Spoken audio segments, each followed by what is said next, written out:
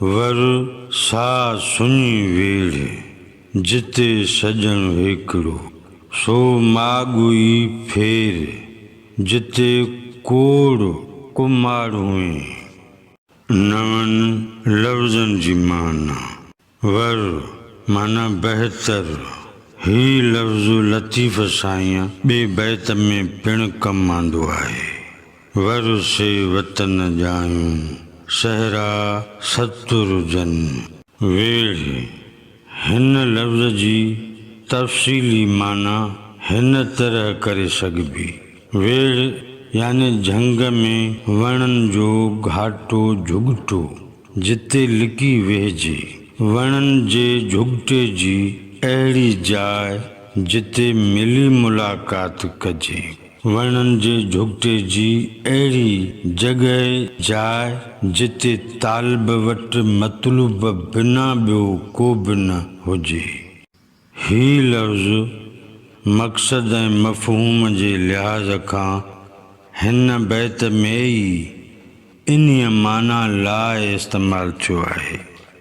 माॻु माना जाइ या मकान, कोड़ माना किरोड़, कुमारू माना ख़राब माण्हू, आला क़दुरनि खे आॾो रखंदे ख़राब माण्हू नथो चई सघिजे। दरअसल को माण्हू उहो आहे जेको कुल लछणो आहे, यानी जंहिंजा लछण किना आहिनि। बैत जे ॿिन्ही सिटुनि मिसरनि जी सादी सम्झाणी।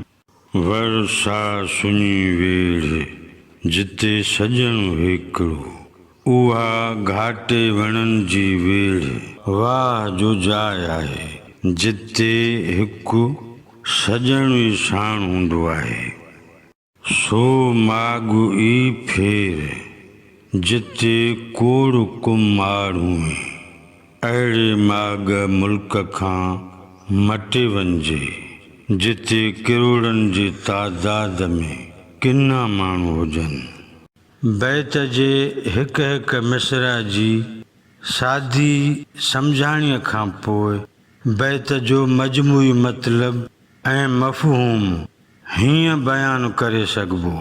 हाणे जो मंज़रनामो हीअ आहे त हाणे उन्हनि मां को बि कोन बचियो आहे जन सां बाग़नि में बहारूं हुयूं हुबकारूं हुयूं। लतीफ़ साईं चवे थो त कुता न कूकार न से सॾ शिकारी पिटियो खणी पार झंगल आहेड़ियुनि खे। हाणे कुल ॾेख ॾुख वारा था ॾिसजनि। झंग हो जंहिंमें शिकारी ईंदा हुआ, उन्हनि सां गॾु शिकारी कुता बि हूंदा हुआ। शिकारनि जी बछ ते कुता शिकार पुठियां भॼंदा भौंकंदा हुआ। चौतरफ़ चौॿोल ॿुधण में पिया ईंदा हुआ। हाणे हेॾे सारे झंग में न काथे को कुतो थो भौंके ऐं न ई शिकारनि जूं हकलूं थियूं ॿुधण में अचनि। अहिड़ी अबतर सूरत हाल ॾिसी झंग पिटे पार खणी रोई रहियो आहे।